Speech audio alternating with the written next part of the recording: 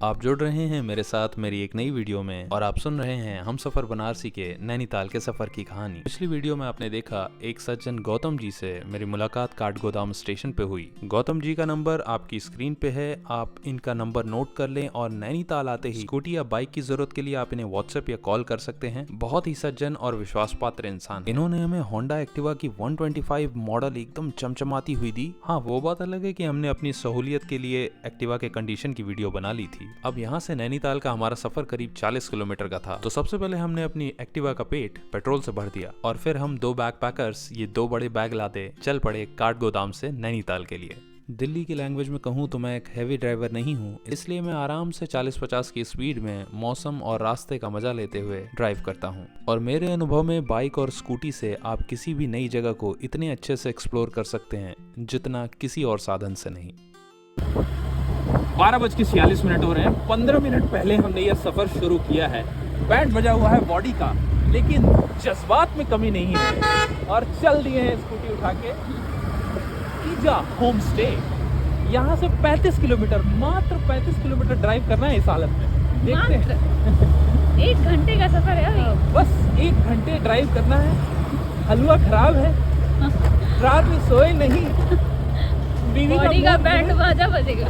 बीवी का मूड बिल्कुल खराब है। स्कूटी पे पैर टांगे हुए करीब 30-40 मिनट का समय हो चुका था और अब वक्त था पेट पूजा के लिए एक छोटे से ब्रेक का। हम नैनीताल पहुंचते पहुंचते बीच रास्ते में पड़ने वाले दो गांव पे रुके। करीब 12:20-12:25 पे हम काठगोदाम स्टेशन से चले थे और अभी घड़ी बता रही है 1:10। जिस होम स्टे का मैंने जिक्र किया था उसके ओनर ने मुझे बताया कि आपको रास्ते में आते हुए दो गाँव मिलेगा। दो गाँव में आप राजवाड़ स्वीट्स के यहाँ रुक कर उसके पकौड़े जरूर खाइएगा, बहुत फेमस हैं।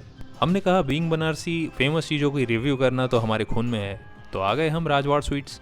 वैसे तो काफ़ी कुछ दिख रहा था खाने को, लेकिन चाय और पकौड़ी की बात ही अलग है। हाँ भैया, हमारे साइड तो पकौड़ी ही बोलते हैं, इसको पकौड़े और भजिया बोलना आपकी मोहब्बत है। तो सफ़र की हल्की ठंड को चाय की तलब से मिटाने के लिए हमने चाय की प्यालियों से चीयर्स कर लिया। देखिए गुरु, परोसा हुआ तो बड़ा सही लग रहा था। कड़क चाय थी, भांग की बिना नशे वाली चटनी थी, पकौड़ी के ऊपर मसाले भी थे और खा के मैं मुंडी भी हिला रहा हूँ।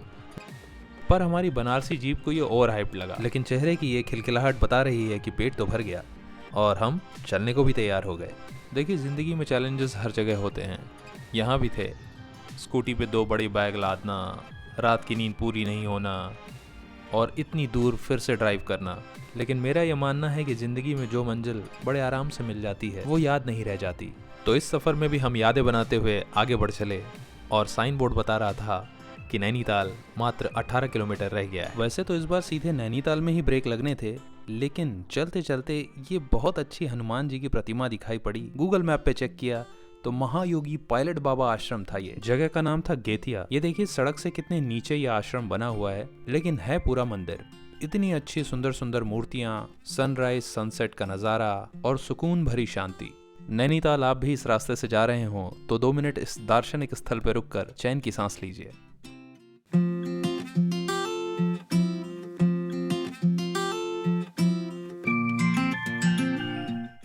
तो राहत की सांस भरकर वापस हम चल पड़े अपने मंजिल के करीब, जो कि सामने दिख रहा था। नैनीताल 2 किलोमीटर। 10 मिनट के ही अंदर ये 2 किलोमीटर की दूरी तय हो गई और हम नैनीताल की खूबसूरत सी साफ सुथरी सड़क पर थे। वो देखिए सामने पहाड़ में नैनीताल का मेन एरिया दिखाई दे रहा है, नैनीताल का मॉल रोड। नैनीताल में एंटर करते ही जो सबसे पहले मुख्य आकर्षण मुझे दिखाई दे रहा था वो था पहाड़ काट के बनाए गए ये प्यारे से रोड। शरीर थका हुआ था, लेकिन रुक रुक के चलने को जी कर रहा था। नैनीताल की आबो हवा ने हमें तरोताजा कर दिया था, लेकिन हमारी मंजिल थी ईजा होम स्टे। चलिए मॉल रोड से होते हुए ईजा होम स्टे तक चलते हैं।